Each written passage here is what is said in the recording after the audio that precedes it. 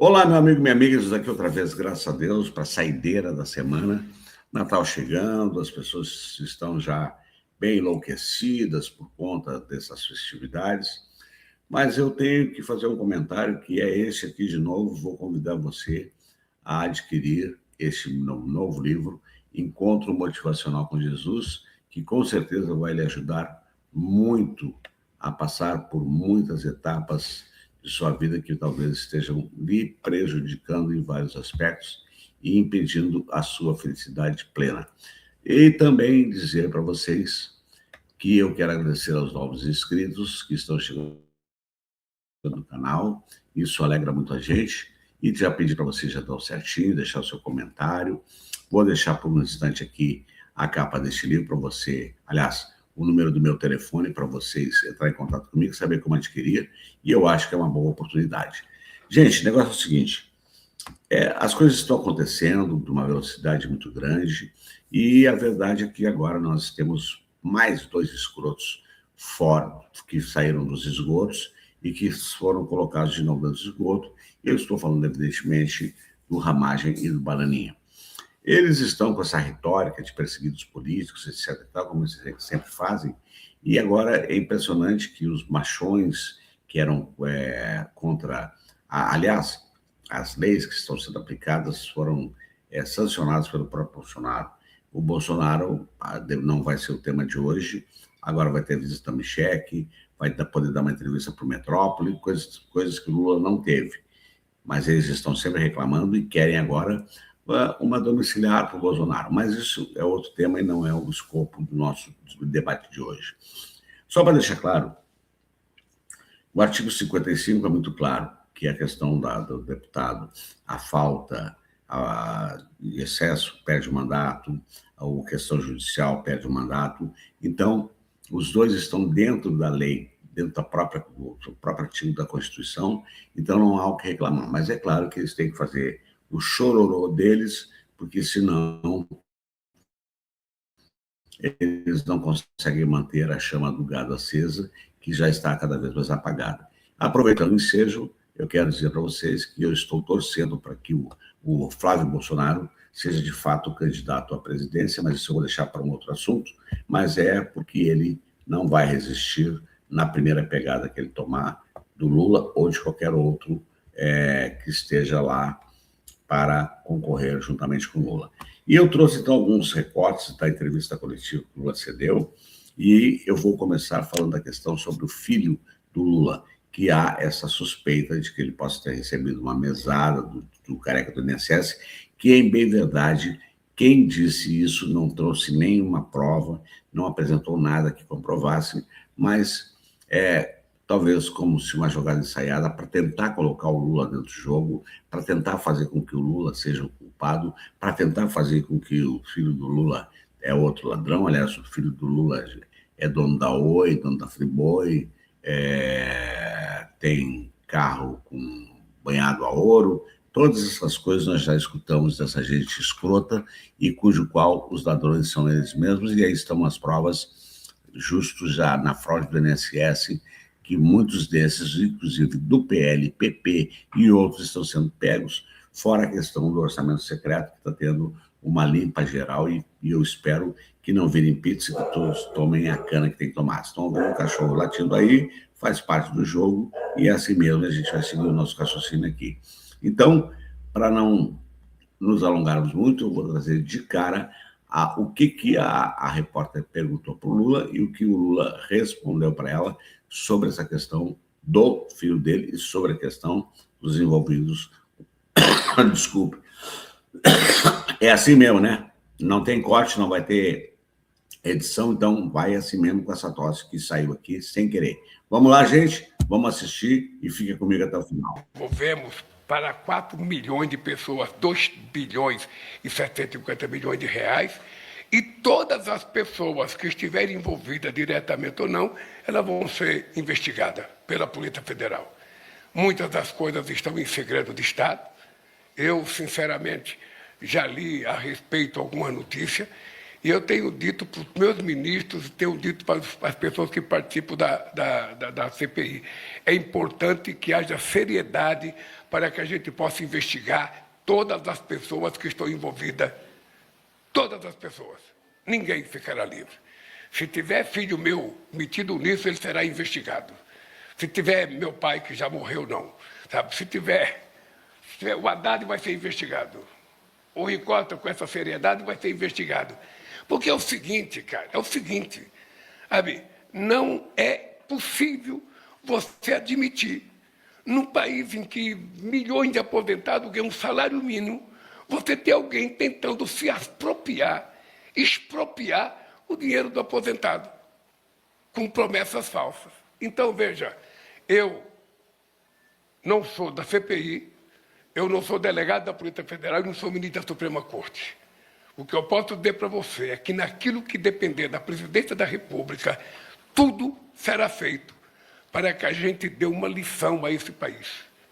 Esse país tem condições de ser um país honesto, um país que não viva de assalto todo santo dia às pessoas mais pobres desse país, que não haja, sabe, tudo aparece sempre alguém para fazer uma maldade, para alguém tirar alguma coisa, para alguém enganar alguma coisa, ou seja, é preciso parar com isso. É por isso que nós fizemos a maior operação já feita na história desse país contra o crime organizado, contra as facções criminosas. E vamos continuar fazendo. E vamos continuar fazendo, porque não tem. Quando eu conversei com o presidente Trump, eu falei, presidente Trump, se o senhor estiver disposto a combater o narcotráfico e o crime organizado, nós seremos parceiros nisso. E pedi para ele, você pode começar nos entregando alguns brasileiros que a gente sabe que pertencem, sabe, ao narcotráfico, a pessoas que contrabandeiam o petróleo e que moram em Miami. Pode começar me entregando eles. Então, eu estou muito leve com relação a essas apurações, e eu não sei quem foi hoje, eu não sei quem a Polícia Federal visitou, não sei porque eu tive já algumas reuniões importantes hoje. O que eu sei é o seguinte, quem estiver envolvido vai pagar o preço de estar envolvido com isso. Qual?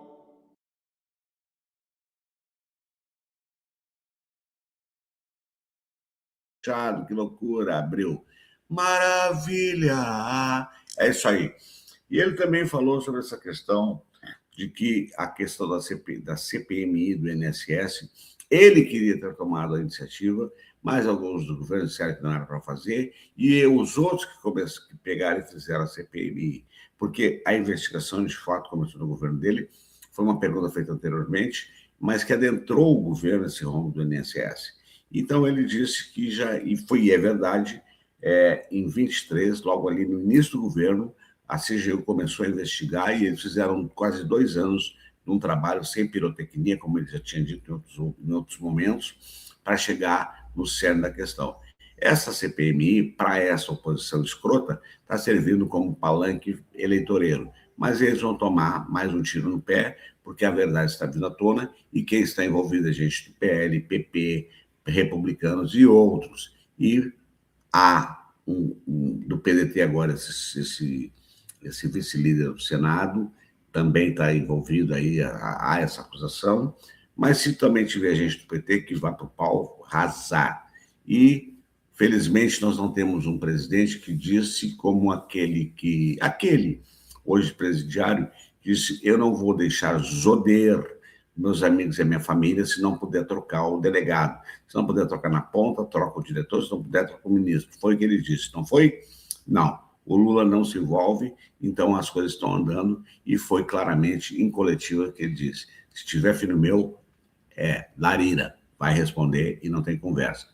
Mas aí tem essa questão também dos Correios, que, em minha opinião, às vezes isso está sendo falta de gestão. Esta questão de governo de coalizão, ela é complicada, porque para vocês entenderem, gente, que eu até, não esquecendo, que eu estou buscando agendar uma entrevista com o Paulo Pimenta, já vai dando certinho aí, deixando seu comentário e compartilhando esse vídeo, porque eu quero fazer alguns questionamentos.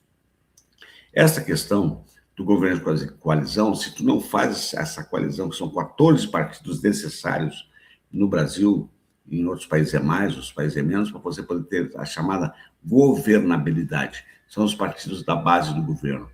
E aí são os partidos e até deputados, senadores, que indicam para as autarquias, para as estatais e outras, os membros que vão ocupar os cargos diretivos. E aí podem acontecer as coisas que acontecem, como aconteceu com o mensalão, que, em bem verdade, era no entorno do governo e não dentro do governo, ou seja, tanto Lula quanto Dilma. Essa é a verdade, restou provado este fato. Mas o Correio está passando por alguns problemas, já faz tempo, ele começou em 22 com o Bolsonaro, mas agora se alastrou e o Lula, então, foi questionado e, obviamente, que ele respondeu, e nós vamos assistir agora a fala dele respondendo a pergunta da jornalista. Então, vamos nessa e fique comigo, porque tem ainda a questão da dosimetria. Vamos nessa. Vamos dar palco, entra, sobe. Fernanda Sete, da CNBC. Obrigada. Boa tarde, presidente. Fernanda Sete, do Times Brasil, licenciado exclusivo, CNBC. Nós fizemos uma série de reportagens sobre a crise nas estatais. Diante do rombo bilionário em estatais que deveriam ser autossustentáveis, né? E rombo esse puxado principalmente pelos Correios, o governo pretende rever as indicações políticas e a gestão dessas empresas estatais, mesmo com custo político em 2026. O próprio ministro da Fazenda afirmou que a situação é muito difícil. Muito obrigada, presidente. Olha, eu lamento profundamente a crise do Correio. Lamento profundamente porque o Correio, desde 1985, ainda quando o Sarney era presidente, Antônio Carlos Magalhães era ministro da Comunicação, eu vim aqui nesse prédio conversar com Antônio Carlos Magalhães contra a privatização do Correio. Eu lembro que eu vim aqui, além de falar contra a privatização do Correio, eu vim reivindicar um canal de televisão para os metalúrgicos do ABC, que demorou 30 anos para sair. Bem, o dado concreto é que nós não podemos ter uma empresa pública, por mais importante que ela seja, dando prejuízo. Eu sempre digo que uma empresa pública não precisa ser a rainha do lucro, mas ela não pode ser a rainha do prejuízo. Ela tem que se equilibrar.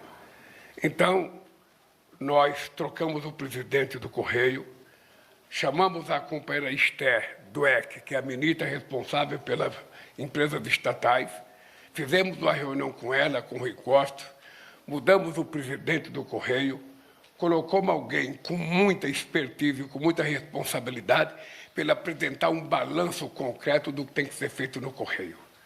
E nós vamos tomar as medidas que tiver que tomar, mudar todos os cargos que tiver que mudar, sabe? E a pessoa que está lá vai indicar as pessoas que tiverem competência para girar o Correio. É isso que nós queremos. Tá? Nós temos muitos interesses outros, sabe, de outras empresas no Correio. O Correio é uma empresa muito necessária ao Brasil. Eu não sei se hoje ele tem a mesma representação que ele já teve no passado, porque tem muitas outras empresas fazendo distribuição aqui no Brasil, muitas. Tem mesmo dentro do governo, tendo uma lei que dá prioridade aos ministérios do governo fazer entrega pelo Correio. Tem gente que não faz pelo Correio. Então, tudo isso está num bolo de discussão que nós estamos fazendo para entregar o Correio sarado, totalmente de pé e totalmente produtivo para o país. Vamos ver se é necessária a quantidade de agências do Correio que tem pelo Brasil inteiro, porque eu já fui informado que tem algumas cidades que tem Correio que não compensa ter Correio lá, porque é deficitário demais. Então, nós temos que saber se a gente pode utilizar espaço de outra empresa pública que tenha o mesmo espaço lá, para que a gente não seja obrigado a duplicar ou até triplicar postos de empresas do governo numa mesma cidade. Tá? Então, nós estamos levando muito a sério essa questão. A Esther, sabe, já na conversa conosco, recebeu a missão de que ela tem que nos entregar o Correio, sabe, recuperado. E nós temos tempo para isso e certamente nós vamos fazer. E também as outras empresas. Veja, eu não tenho interesse de ter uma empresa estatal tendo prejuízo. Até porque não acho que o povo brasileiro que não tem nada a ver com aquela estatal, tem que ficar pagando prejuízo. Sabe? Não é para isso que a gente tem uma empresa estatal ou uma empresa pública. Então, o Correio se queixa muito, sabe, que quando nós taxamos as blusinhas, sabe, tirou 1 bilhão do Correio. Não é isso, não. É outra coisa, deve ser gestão mesmo, muito equivocada, e nós resolvemos colocar a mão na ferida e resolver o problema do Correio. E espero que seja necessário mantê-lo funcionando corretamente, ele tendo lucro, porque para ter déficit não tem interesse. Vamos para... Peraí. Não vai. Enquanto eu for presidente, não tem privatização. O que pode ter é construção de parceria com empresas. Eu sei que tem empresas italianas querendo vir aqui discutir com o Correio, eu sei que tem outras empresas brasileiras que querem discutir o Correio, mas, enquanto eu estiver na presidência, a palavra privatização dessas empresas não vai existir.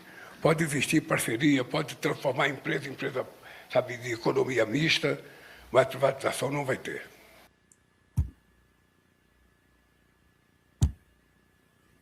Grande Lula.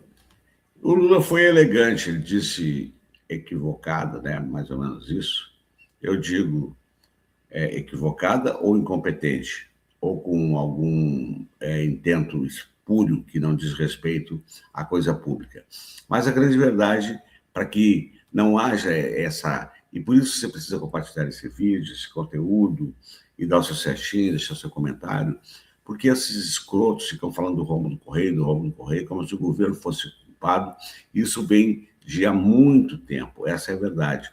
Se aprofundou agora no governo Lula, mas as medidas, como ele mesmo disse, já estão sendo tomadas, e eu agora chamo isso de reorganização, de realinhamento de gestão, e com certeza o trabalho bem executado dentro da proposta que o Lula apresentou ali vai recuperar os Correios, que é de grande valia para o povo brasileiro, porque é muito importante deixar destacado que o Correio vai lá aonde a iniciativa privada não quererá ir.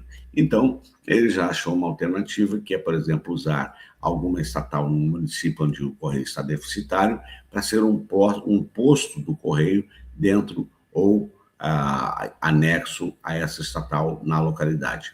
Muito bem apresentada a ideia, então eu acredito que nós possamos ter uma nova versão de Correios muito em breve. Então agora nós vamos para a última parte do nosso conteúdo, que é essa questão da dosimetria, aonde surgiu um papo do Alessandro Vieira, fiz um conteúdo com ele ontem, com o Otto, com o Renan Calheiros e com a fala do Xandão, e eu gostaria que vocês, se não assistiram, assistam, porque eu vou refazer um pouquinho da minha fala em relação ao que o Alessandro Vieira disse, e outros disseram que havia uma construção, uma orquestração entre o STF, o governo e outras pessoas, inclusive de oposição, para a questão da dosimetria, que já estava tudo acordado, inclusive para mudanças de artigos, e o Alessandro Vieira disse isso, mas nada disso é verdade, como eu mostro no conteúdo do posicionamento do Xandão. Então, agora, nós teremos claramente, definitivamente, o posicionamento do Lula sobre a questão da tal dosimetria. Vamos ver o que ele disse, nos encaminhando para o final do nosso conteúdo de hoje. Vamos lá, vamos botar no palco aqui. Governo, eu não fui informado. Então, se o presidente não foi informado, não houve acordo. Eu tenho dito já há algum tempo, eu não tenho dito agora, eu tenho dito que as pessoas que cometeram um crime contra a democracia brasileira terão que pagar pelos atos cometidos contra esse país. E, portanto, nem terminou o julgamento ainda. Nem terminou, ainda tem gente sendo condenada. E o pessoal já resolve diminuir as penas. Eu quero dizer para vocês que, com todo o respeito que eu tenho ao Congresso Nacional, a hora que chegar na minha mesa, eu vetarei. Tá? Isso não é segredo para ninguém. Ao chegar na minha mesa, eu vetarei. Porque primeiro vamos terminar esse processo. Nós ainda não descobrimos os financiadores, porque aquilo teve financiamento. E eu acho que nós precisamos levar muito a sério o que aconteceu no dia 8 de janeiro de 2023, e tem gente que quer que a gente esqueça, mas a gente não pode esquecer. Porque se a democracia esquecer da importância que ela tem para uma nação, a gente termina perdendo o jogo. Então, é isso que eu posso dizer. O Congresso tem o direito de fazer as coisas, eu tenho o meu direito de vetar, depois eles têm o direito de derrubar o meu veto ou não. É assim que é o jogo.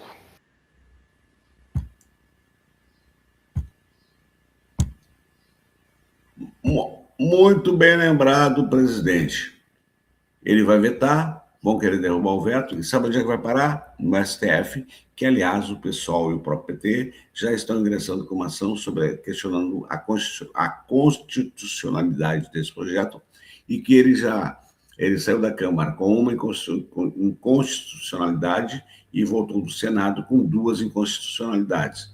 E isso vai ser derrubado. Simples assim.